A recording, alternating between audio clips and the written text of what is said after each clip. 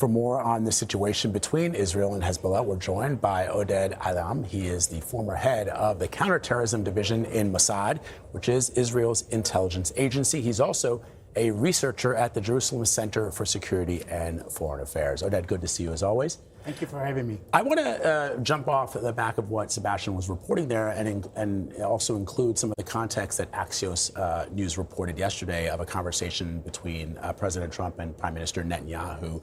According to a U.S. official, the president, and I'm quoting here, said to Bibi, "You are effing crazy. You'd be in prison if it weren't for me. I'm saving your ass. Everyone hates you now.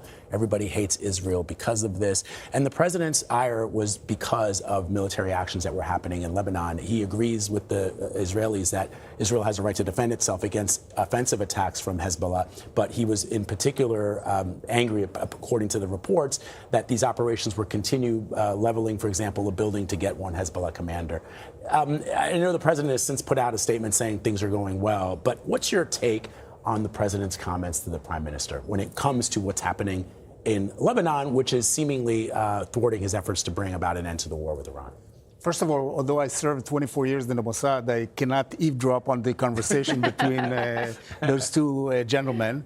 I can just say there is, in a way, a contradiction in interest right now between the U.S. and Israel.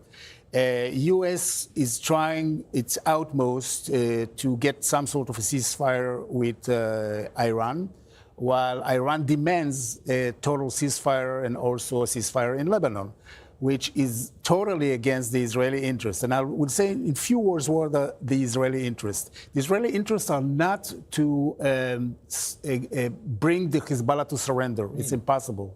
The Israeli interests are to diminish the capabilities of the Hezbollah to threaten the government of Lebanon to take their fate in their own hands. And in order to do that, we have to strike the hardcore of the Hezbollah as much as we can in a way that would enable the Lebanese government to make the extra mile and to dismantle the Hezbollah. Right now, we can talk as much as we want with the delegation in Washington, or it doesn't matter where, but as long as the government of Lebanon cannot impose the sovereignty over the Hezbollah, it will not happen. So I think then the natural next question, we've been talking for a better part of the past hour and a half or so about how this really is the crux, this dynamic between Israel and Hezbollah of getting some kind of ceasefire deal with Iran. Is there any possibility of some kind of peace between Israel and Hezbollah? Because, correct me if I'm wrong, but what I'm hearing from what you just said is no, unless their capabilities are wiped out and Lebanon takes control. Absolutely not. If one thinks that can be a peace between a jihadic entity that is poised to destroy Israel, it's impossible. They can write any sort of an agreement. It won't carry out for more than 2-3 years. The only way to bring peace to the area is completely dismantle this entity that is called the Hezbollah within Lebanon, and to impose the sovereignty of the government of Lebanon over all the territory.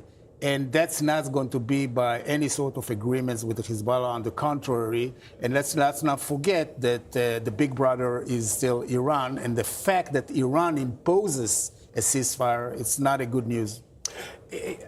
How difficult is it, in your estimation, if the United States were able to achieve its initial goals in this war with Iran, to remove the regime and to ensure that Iran has no capabilities of enriching uranium for a nuclear weapon?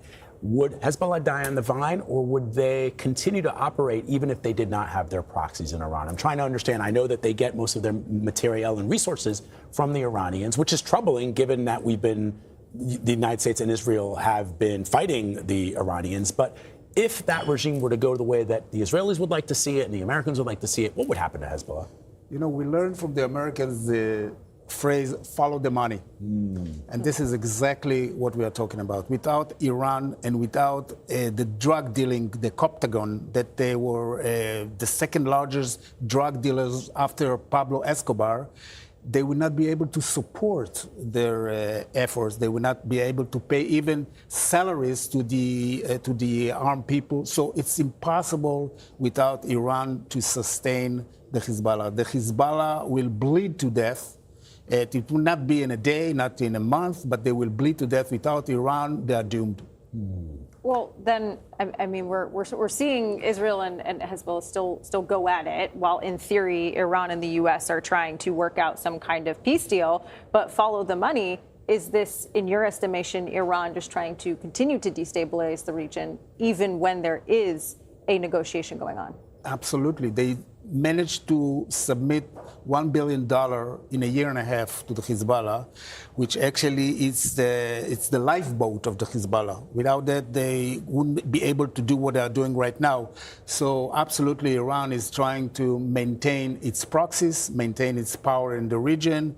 And the fact that it is not included in what seems to be the agreement, I think it's quite a mistake.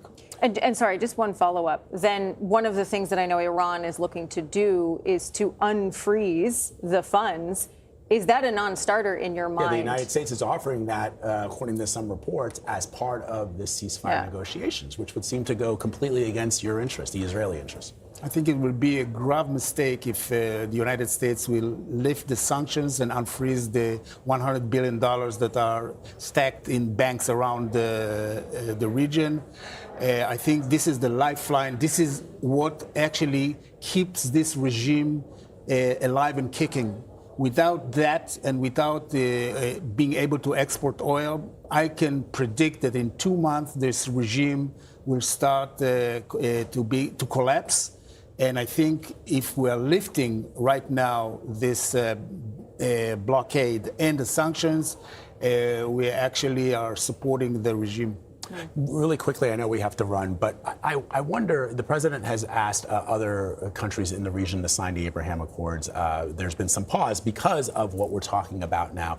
But it feels to me as if 20, 30, 40 years ago, there was this idea that these militant jihadist groups were fighting for some kind of Palestinian statehood. It seems that is completely, that's a bygone era. This is about the destruction of the state of Israel, point blank, for Hezbollah. Do I have that? Is that the way that you would look at it? It has nothing to do with a two-state solution. It has everything to do with just wiping Israel off the face of the earth.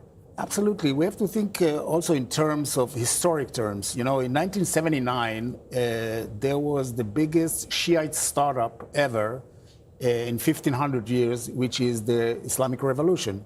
And their goal was to fight against all the values that we see in our democracies. So we are not talking just about Israel. They're talking about the big Satan.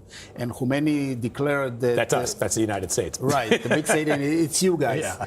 And Khomeini said that Israel is the mad dog that the big Satan is sending to bite the Islam. So it's not a territorial dispute. It's not a political dispute. It's not even economical dispute. It's a religion dispute that is the core of what is happening here, and we have to understand it when we start negotiating with them. Oded Ailam, thank you very much for spending some time with us. We appreciate it. Thank you.